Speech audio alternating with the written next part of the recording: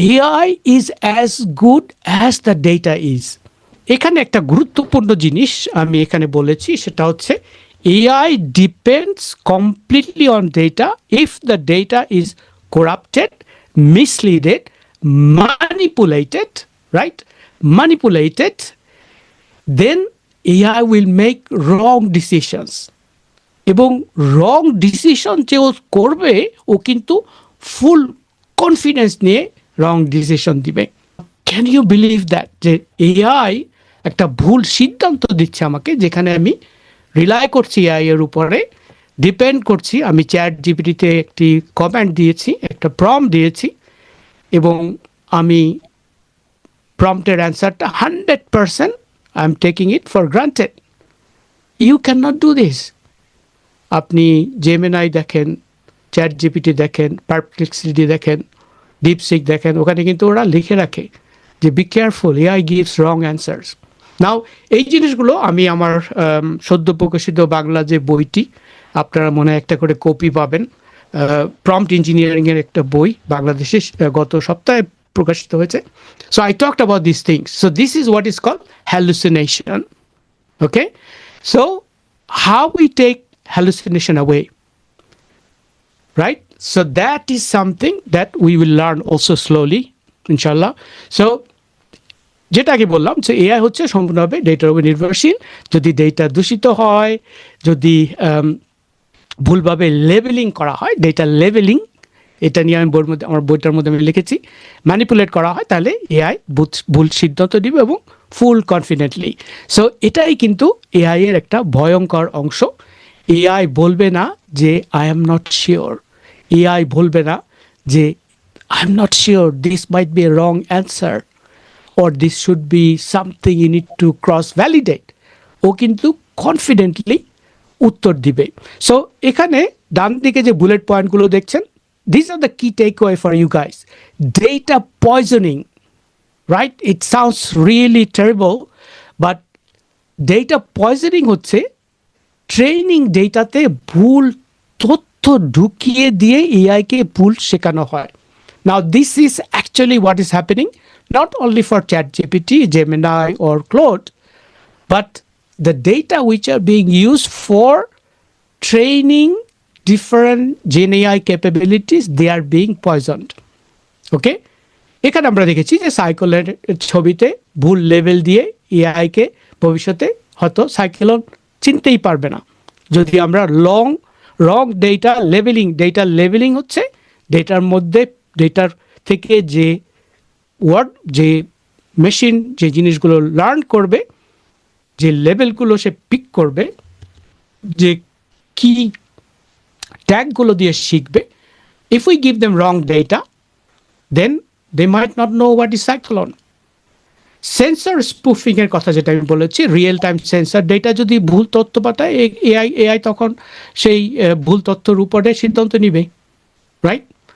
এবং ডিপ ফেকের ব্যাপারটা আমরা যেটা দেখেছি, যেটা creating manipulated weather maps, right? It can happen and it is already happening. আমরা ডিপ ফেকের কথা জানি, যেটা দিয়ে এমন বাস্তবসম্মত ভিডিও জেনারেট করা হয়, বাস্তবসম্মত অডিও জেনারেট করা হয়, যেগুলো আমরা অনেকেই সোশ্যাল মিডিয়াতে দেখে থাকি যে অমুকে টেলিফোনে এই বার্তা দিয়েছেন। এটা দিয়ে অনেক ডিসক্রিমিনেটেড করা হয়, অনেক বাজে পোস্ট নিয়ে মানুষকে বিভ্রান্তিতে ফেলা হয় বিভিন্ন সোশ্যাল মিডিয়া প্ল্যাটফর্মে, যেগুলোতে ডিপ ফেক ব্যবহার করা হয়।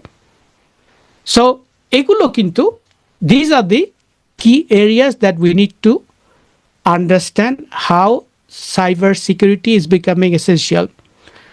নাও এখানে ফ্লড আউটপুটও হতে পারে, যেটা আমি লাস্ট বুলেট পয়েন্টে দেখাচ্ছি, সেটা হচ্ছে ভুল রাউটিং, ভুল অপারেশনের সিদ্ধান্ত, রাইট? এখানে দেখতে পাচ্ছেন আপনারা, corrupted data is equal to black box AI model equal to confident but wrong decision. So এটা আসলে দূষিত ডেটা যেটা আমরা বলি, এটা আপনাদের এআই মডেল প্রসেস করতে একটা চ্যালেঞ্জ তৈরি করতে পারে, এবং এই যে রং ডিসিশন কনফিডেন্টলি এআই নিতে পারে, সেটা একটা বড় থ্রেট। এবং এই কারণেই সম্ভবত বলা হয় যে গার্বেজ ইন গার্বেজ আউট, অর্থাৎ আবর্জনা ঢুকলে আবর্জনা বের হবে। So this is what are creating the foundation of why it's so important for us to consider cybersecurity and how we mitigate those. Now, the biggest question for us is that যে এই যে আমরা cyber security থ্রেটগুলো দেখছি এবং probability, এগুলো কিভাবে mitigate করা যায়, এই নিয়ে আমি যদি একটু গবেষণা করি, এখানে আমি যেটা দেখাচ্ছি এই ফ্রেমওয়ার্কটা, যেটা আমি আগে বলেছিলাম যে 5 pillars of maritime AI ethics. নাও এটা একটা টিচিং ফ্রেমওয়ার্ক যেটা আমি তৈরি করেছি, and this is based on IEE and EU Commission guidelines. So what I did, actually for this lecture I did some research on the IEE এর 5টি principal যেগুলো রয়েছে এবং ইউর 7টি রয়েছে, সব মিলে অনেকগুলো বেশি। তাই আমি সবচেয়ে গুরুত্বপূর্ণ 5টি থিম বের করে এখানে এনেছি এবং এগুলো আমরা ফোকাস করব। এগুলো মূলত সাইবার সিকিউরিটি এথিক্স, নৈতিক দিকগুলো আর কি। কারণ সিকিউর হলে চলবে না, এআইকে এথিক্সও মানতে হবে এবং নৈতিক দিকগুলো নিয়ে কিন্তু অনেক গবেষণা হয় যে এআইকে কীভাবে মোর এথিক্যাল করা যায়। আপনারা শুনবেন যেখানে এআই নিয়ে কথা বলে সেখানেই নৈতিকতার প্রশ্ন আসে, বায়াসের প্রশ্ন আসে, এআই কি ঠিকমতো সিদ্ধান্ত নিচ্ছে কিনা, এআই কি আসলে আমাদেরকে সঠিকভাবে পরিচালিত করছে কিনা, আমরা কি সঠিকভাবে এআইকে টিচিং করছি কিনা, রাইট? হ্যাকাররা যেরকম এআইকে ভুল শেখানোর জন্য বসে আছে, আমাদেরও দায়িত্ব আছে এআইকে সঠিকভাবে সব কিছু শেখানোর জন্য। সেইখানে 5 পিলার্সের মধ্যে প্রথম হচ্ছে সেফটি। সেফটির জন্য মানুষের নিরাপত্তা, মানুষের জীবন এবং পরিবেশ রক্ষা করা, এবং this are the ethics that needs to be considered for you guys যখন আপনারা কোনো রিসার্চ করবেন কিংবা এর উপরে ফার্দার কোনো স্টাডিজ করবেন, তখন ইউ শুড ইউজ দিস। আমি এই স্লাইডগুলো আপনাদের দিনকে আমি পাঠিয়ে দিই। You can ask him to get a copy, so I will send this one also, and you can send me email to get more about these things so that you can study more, do your research and understand what more you can do rather apart from what you are learning, theoretical learning that you are doing. Now safety হচ্ছে মানুষের জীবন এবং পরিবেশ রক্ষা করা, right? So সমুদ্রের ভুল সিদ্ধান্ত মানি হচ্ছে প্রাণহানি হতে পারে, তেল ছড়াতে পারে, সেফটি সবার আগে। এরপর আছে ফেয়ারনেস। ফেয়ারনেসের কথা আমি এখানে এই জন্য এনেছি যে ন্যায্যতা, এটা কিন্তু ইউর রুলসের মধ্যে রয়েছে, এথিক্সের মধ্যে রয়েছে যে ছোট ছোট মৎস্যজীবী যারা রয়েছে এবং উপকূলীয় সম্প্রদায় যাদের রয়েছে তাদের যাতে ক্ষতি না হয়। এআই এর সুবিধার জন্য শুধু বড় কোম্পানি নয়, ছোট ছোট কোম্পানিগুলোকেও আমাদেরকে দেখতে হবে, ছোট ছোট লোকাল মৎস্য ব্যবসায়ী যারা রয়েছে। Transparency is very important.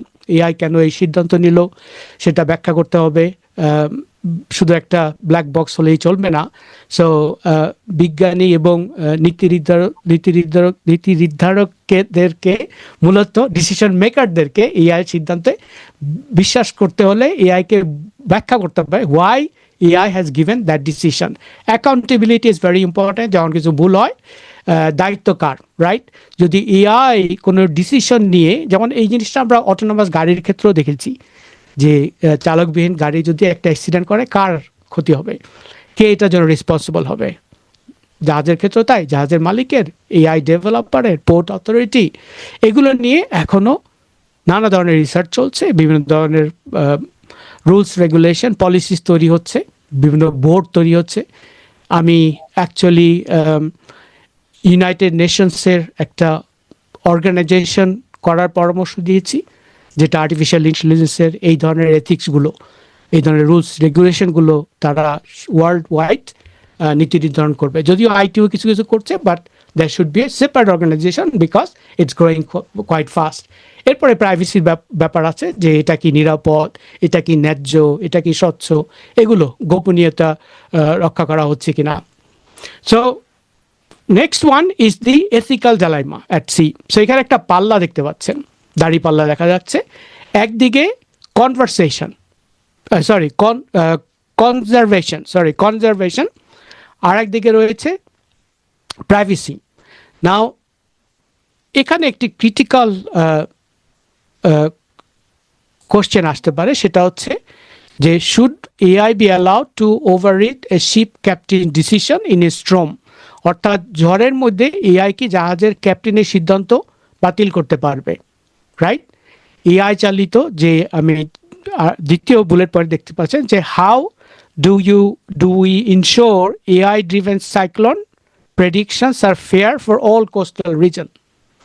AI চালিত ঘূর্ণিঝড়ের পূর্বাভাস সব কোস্টাল রিজনের জন্য নিশ্চিত কিনা, এবং যে should AI decide which fishing zones are closed, and এগুলোর ডিসিশন কিন্তু এখনো চলছে, কিভাবে এগুলো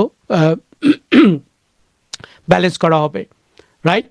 সো এগুলো এই ট্র্যাকিং, ছোট ছোট মৎস্যজীবীদের চলাচল, তাদের গোপন মাছ ধরার জায়গা, এগুলো কিন্তু এআই সব প্রকাশ করে দেয়, এবং বড় কোম্পানি এই তথ্য ব্যবহার করে তাদের সাথে প্রতিযোগিতা যেতে পারে। গত ভিডিওতে আমি যেই ভিডিওগুলো, যে লেকচারগুলো দিচ্ছি, এই লেকচারগুলো কিন্তু কেটে কেটে আমি ছোট ছোট ভিডিও করছি, যেগুলো আমার ইউটিউব চ্যানেলে আপনারা পাবেন। এবং আমি যখন লেকচার দিচ্ছি, লেকচারের সাথে অ্যাকচুয়াল সিনারিওগুলো ওখানে ভিডিও আকারে দেওয়া হচ্ছে, যাতে আপনারা ওগুলো শুনে পিক আপ করে আরও ভিজুয়ালাইজেশনের মাধ্যমে জ্ঞান নিতে পারেন। সো আমি বলবো যে ওগুলো দেখার জন্য, যদিও আপনাদের সুযোগ হয় ভিডিওগুলো, আমি আরও বিস্তারিত পরে জানাচ্ছি। এখন almost to the last few slide, data quality bias. সো এখানে যে হিডেন যে এজেন্ডা থাকে, বায়াস অর্থাৎ পক্ষপাত, এখানে একটি মানচিত্র দেখুন। Okay, look at the situation of the Bay of Bengal. So এখানে গাঢ় রং যেগুলো দেখতে পাচ্ছেন, সেখান থেকে ডেটা কিন্তু বেশি আসছে, এবং হালকা রঙের জায়গা হচ্ছে ডেটা কম।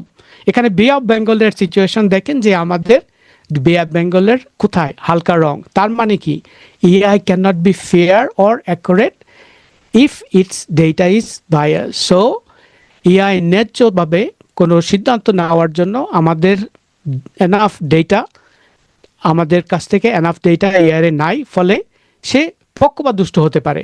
আমি আগের ভিডিওতে, আগের লেকচারও বলেছিলাম যে we are not giving enough data. So আপনাদের ম্যারিটাইম ইউনিভার্সিটির স্টুডেন্ট হিসাবে আপনাদের দায়িত্ব হচ্ছে যে এনাফ ডেটা কালেক্ট করে ইন্টারনেটে সেগুলো পোস্ট করা, এবং এগুলো আমাদেরকে জিওগ্রাফিক যে বায়াস রয়েছে, যেমন চ্যাট জিপিটি কিন্তু আজকাল উত্তর দিচ্ছে maximum answers based on advanced world data.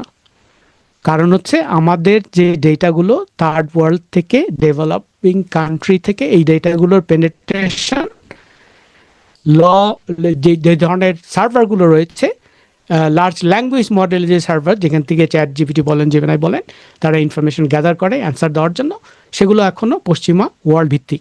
So here geographic bias যেটা রয়েছে, সেটা হচ্ছে এই ক্ষেত্রে এআই মূলত আটলান্টিক প্যাসিফিকের উত্তর অংশ, এইসব জায়গার প্রচুর ডেটা রয়েছে ওদের কাছে। বে অফ বেঙ্গল কিংবা অ্যারাবিয়ান সি এর ডেটা কিন্তু অনেক কম। ওকে, ইকুইপমেন্ট বায়াস যেগুলো রয়েছে, ধনী দেশগুলোর কাছে বেশি ভালো সেন্সার আছে, তাদের ডেটা আরও অ্যাকুরেসি আরও ভালো, যেগুলো আমাদের এলাকায় নাই। হিউম্যান বায়াস যদি বলি, গবেষকরা যেগুলো সিদ্ধান্ত নেয় কী ধরনের পরিমাপ হবে, কি রেকর্ড করা হবে, তাদের পছন্দ অপছন্দও কিন্তু এআই এর ডিসিশনের উপরে প্রভাব ফেলে।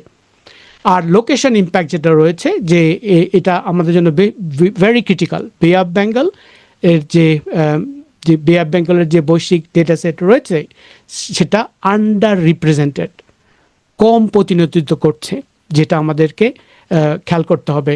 আর একটা জিনিস এখানে খুবই গুরুত্বপূর্ণ, যেটা হয়তো আপনারা হয়তো এই নিয়ে গবেষণা করতে পারেন, সেটা হচ্ছে আমাদের যারা মৎস্যজীবী রয়েছেন, তাদের কিন্তু প্রচুর ট্র্যাডিশনাল নলেজ রয়েছে। ট্র্যাডিশনাল নলেজ যেগুলো বংশ পরম্পরায়, এক হয়তো বাবা জেলে ছিলেন, তারপরে তার বাবা জেলে ছিলেন, এভাবে তাদের নলেজটা ট্রান্সফার হয়েছে, যেভাবে যেগুলো হয়তো ট্যাঞ্জিবল আকারে কোথাও ক্যাপচার করা হয়নি, রাইট, কোথাও লিখে রাখা হয়নি, ফলে ওগুলো হয়তো এআই জানবে না। কারণ ওগুলো শুধু লিখে কোথাও নথিবদ্ধ করলেও হবে না, ওটাকে ইন্টারনেটে দিতে হবে, লার্জ ল্যাঙ্গুয়েজ মডেলকে শেখাতে হবে, রাইট, যাতে ওই নলেজগুলো আসে এবং সেগুলো কিন্তু ইউনিক নলেজ হবে। তাহলে সলিউশনটা কি, রাইট? সো সমাধানটা কি? এআই এর স্ট্রেংথস যে কি হতে পারে, যে AI is very fast, it's consistent, it can find pattern from huge amount of data. আর হিউম্যান স্ট্রেংথ হচ্ছে অন দ্য রাইট সাইড, প্রেক্ষাপট বোঝে, right, we understand the culture, আমরা এথিক্সটা বুঝি এবং আনফোরসিন রিস্ক যেগুলো রয়েছে এগুলো আমরা বুঝি। সো একটি সিনারিও এখানে দেখেন যে এআই বলছে যে conditions are safe to dock করার নিরাপদ, কিন্তু ক্যাপ্টেন বলছে no, I can see storm forming, right? So outcome কি হবে এখানে? মানুষ এআইকে ওভাররিড করে এবং সে কিন্তু তখন জীবন বাঁচাচ্ছে, ফলে the wrong decision, wrong prediction given by AI is being overrule by human decision. So এখানে যে আপনি একটি বুলেট স্কোয়ার শেপড যে গ্রাফিক্সটা দেখতে পাচ্ছেন, এআই এর recommendation, human context and responsible decision, অর্থাৎ এআই সুপারিশ করবে, মানুষ তার প্রেক্ষাপট দিবে এবং একটা দায়িত্বশীল সিদ্ধান্ত তৈরি হবে। নাও, যেটা আমি প্রথমে বলেছিলাম যে বিভিন্ন ইন্টারন্যাশনাল স্ট্যান্ডার্ড থেকে মূল এথিক্যাল প্রিন্সিপাল নিয়ে আমি একটি সহজ ফ্রেমওয়ার্ক তৈরি করেছি আপনাদের জন্য, যেটা আমি নাম দিয়েছি সেফ ওশন। এটা কোনো অফিসিয়াল স্ট্যান্ডার্ড না, বরং প্র্যাকটিক্যাল চেকলিস্ট, যেটা আপনারা সরাসরি কাজে লাগাতে পারেন। এবং এখানে আমি মূলত যেটা বলতে চেয়েছি সেটা হচ্ছে একটা প্র্যাকটিক্যাল ফ্রেমওয়ার্ক, যেটা আপনারা ক্যাপস্টোন প্রজেক্টেও কাজে লাগাতে পারেন। আমি কিছু ইমেল পেয়েছি আপনাদের কাছ থেকে, আপনারা অনেক ইন্টারেস্টেড ওই প্রজেক্টটা করার জন্য। সো এই যে অ্যাক্রোনিমটা সুন্দর করে আমি তৈরি করেছি, in a sense that you can easily memorise safe ocean. Say S for secure your data, right? What is the outcome and the responsible way of handling cyber security and relevant initiatives that we need to take? Number one, we need to secure data. Data সুরক্ষিত রাখতে হবে। Analyze responsibly, দায়িত্বশীলভাবে বিশ্লেষণ করতে হবে। Follow standards, আন্তর্জাতিক মান আমাদের মেনে চলতে হবে, IMO guidelines, EU AI ethics যেগুলো রয়েছে। এরপর রয়েছে ইনশোর হিউম্যান ওভারসাইট, যেটার উদাহরণ আমি একটু আগে দিলাম। সো মানুষের নজরদারি নিশ্চিত করতে হবে। অপারেট ট্রান্সপারেন্সি, স্বচ্ছভাবে আমাদের ট্রান্সপারেন্ট থাকতে হবে, আপনার মেথড যাতে আপনি ব্যাখ্যা করতে পারেন। এআই যদি কিছু শিখতে চায়, এআইকে আপনি চ্যালেঞ্জ করতে পারেন। কনসিডার কমিউনিটি, সম্প্রদায়ের কথা ভাবতে হবে, উপকূলীয় লোকদের কোনো অসুবিধা হচ্ছে কিনা, রাইট? শুধু প্রযুক্তি নয়, মানুষের যে consideration is very important. Number C consider. Number ইতে আমরা বলেছি ইকো ইম্প্যাক্ট অ্যাওয়ারনেস, সো যেটা হচ্ছে পরিবেশগত প্রভাব সম্পর্কে সচেতন থাকতে হবে। এবং and is never trust unvalidated data. So unvalidated data হচ্ছে যেই ডেটা আপনার বিশ্বাস হতে না পারে এবং যেই ডেটা ভ্যালিডেট করা না, সেই ডেটাগুলোকে আমাদেরকে ট্রাস্ট করার জন্য আমাদের নিয়মিত স্ক্রুটিনাইজ করতে হবে।